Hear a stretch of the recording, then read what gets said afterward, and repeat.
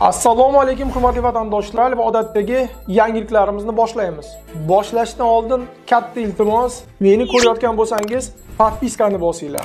Podpiska bizning kanalimizga rivojlanishiga juda ham yordam beradi. Iltimos, shuni bosib qo'yinglar. Moskva hamda Moskva oblasti va Sankt-Peterburgdagi hamyurtlarimizga 10 yillik stajiga ega ishonchli dokument xizmatlarini taklif qilamiz. Registratsiya va uni продление qilish, трудовой договор, уведомление, spravkalar, проверка bazalar xizmatlari mavjud. Muhim eslatma, Amina ilovasi to'liq ishlamaganligi sababli registratsiya qilmaganlar zudlik bilan ushbu xizmatdan foydalaning. Hoziroq ekrandagi raqamlarga qo'ng'iroq qiling yoki WhatsAppdan yozing. Rossiyaga ishlashga borayotganlar uchun muhim qoida va eslatmalar. Rossiyaga ishlash uchun ketayotgan bo'lsangiz, Rossiyaga kirish, u yerda bo'lish va ishlash qoidalarini o'rganib qo'yishingiz juda muhim. Bu sizni aldovlardan, noqonuniy ishlardan va kutilmagan muammolardan himoya qiladi.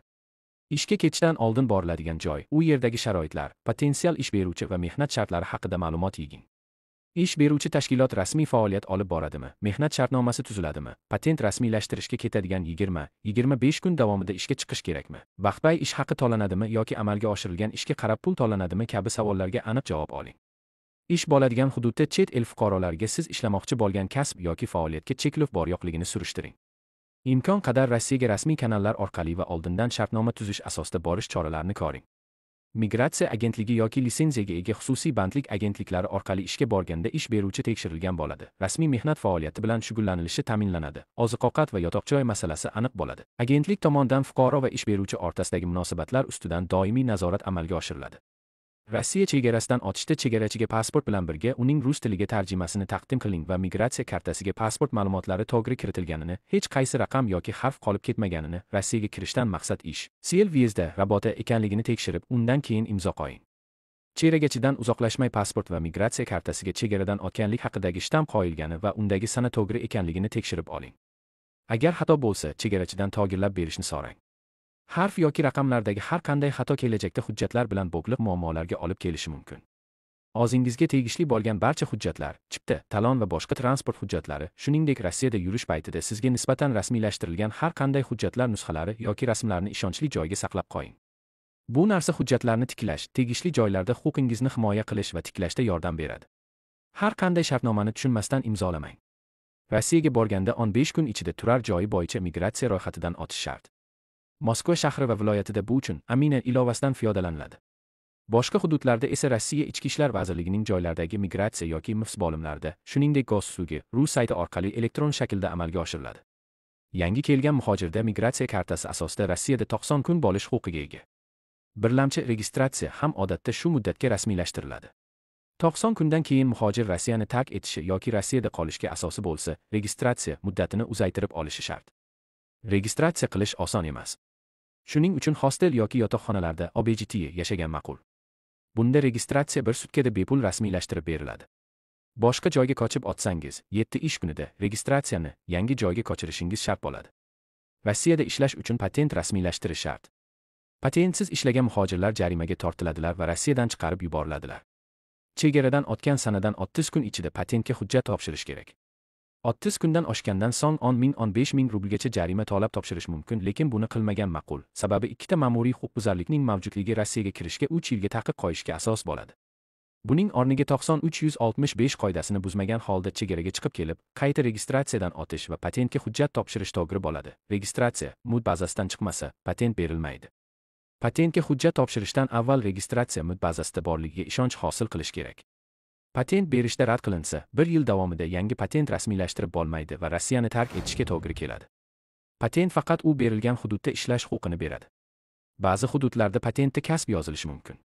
Bu faqat shu kasb bo'yicha ishlash huquqi borligini bildiradi. Patent muddati u uchun oldindan to'langan to'lovga bog'liq. Lekin berilgan kunidan 12 oygacha amalda bo'ladi. 1 oyga to'lov qilinsa, 1 oyga muddati uzaytirilgan hisoblanadi. Patent to'lovida patent orqasidagi berilgan sana bo'yicha hisoblanadi. To'lovni har oy shu sanadan 1 kun oldin amalga oshirish kerak. To'lov 1 kunga kechiksa ham patent muddati tugagan hisoblanadi va chegaraga chiqib kelib, boshqa patent qilishga to'g'ri keladi. Patent olgandan keyin 2 oy ichida ish beruvchi bilan mehnat yoki fuqarolik huquqiy (GIP) shartnoma tuzishlari va shartnomaning nusxasi va maxsus уведомлениeni migratsiya bo'limiga topshirish shart. Aks holda patent bekor qilinadi va 1 yil ichida boshqa patent berilmaydi. Ishga kirishdan avval albatta yozma ravishda mehnat shartnomasi tuzilishi kerak. Shartnoma 2 nusxada tuziladi, biri sizda qoladi. Shartnomada ish beruvchi, ishchi, shartnoma predmeti, ish joyi, vaqti, ish haqi kabi asosiy ma'lumotlardan tashqari muhojir patenti va uning sug'urta polisi haqida ma'lumotlar bo'lishi shart. Patent asosida ishlayotgan muhojir o'zi bilan sug'urta polisini olib yurishi shart. O'zbekiston fuqarolari Rossiya mehnat qonunchiligida ko'rsatilgan barcha kafolat va kompensatsiyalardan foydalanish huquqiga egalar. Xususan, 1 yilda 128 kunlik to'lanadigan ta'tilga chiqish, otpusk, dam olish kunlarida, shanba, yakshanba va rasmiy bayramlar ishlamaslik, dam olish kunlari yoki ishlaganlik uchun 2 barobardan kam bo'lmagan stavkada ish haqi olish huquqiga egalar. Ish jarayonida shu korxona yoki ish beruvchida mehnat qilganingizni tasdiqlovchi hujjatlar, suratlar, ish haqingiz bo'yicha yozma va raqamli dalillarni yigib boring. Iloji bo'lsa, suhbatlarni yozib oling. Patent mehnat muhojiriga tegishli hujjat. Uni ish beruvchi olib qo'yishi yoki davlat tashkilotiga ariza berib bekor qildirish mumkin emas. Hech kimga pasportni bermaslik kerak. Hujjatlarni rasmiylashtirish uchun uy egasi yoki tashkilot vakili bilan birga borish mumkin. Pasport yo'qolgan yoki olib qo'yilgan taqdirda uni elchixona orqali tiklash mumkin. 9365 qoidasi mavjud. Unga ko'ra muhojir oxirgi 365 kun ichida 90 kundan ortiq Rossiyada patentsiz yurib bo'lmaydi. Aks holda Rossiyaga kirishga 3 yilga taqiq qo'yishlari mumkin. Agar sizni ish beruvchi aldasa, ish haqi to'lamasa yoki majburiy ishlarga jalb qilsa, Migratsiya agentligining huquqiy yordamuzbot Telegram boti va 1282 xalqaro bepul raqamiga raqamlari orqali Migratsiya agentligi mutaxassislari bilan bog'lanib, har qanday hayotiy murakkab vaziyatlarda huquqiy maslahat yoki begaraz yordam olishingiz mumkin. Shuningdek, siz Rossiyada noqonuniy ishlayotgan bo'lsangiz, bu sizning huquqlaringizni avtomatik tarzda bekor qilmaydi. Har bir inson, hatto hujjatsiz bo'lsa ham, shafqatsizlik va mehnat ekspluatatsiyasiga qarshi huquqqa ega. Esda tuting, qonunni bilish va uni ishlatish bu kuchdir.